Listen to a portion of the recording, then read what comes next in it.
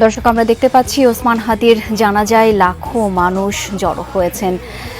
তাদের শোকাহত যারা, তারা বলছেন জুলাই গণ আন্দোলনের একজন অগ্রণী সৈনিক ছিলেন ওসমান হাদি। তার হত্যার প্রতিবাদে জানাজা শেষে বিক্ষোভ মিছিল এবং সমাবেশ করার কথাও জানান তারা।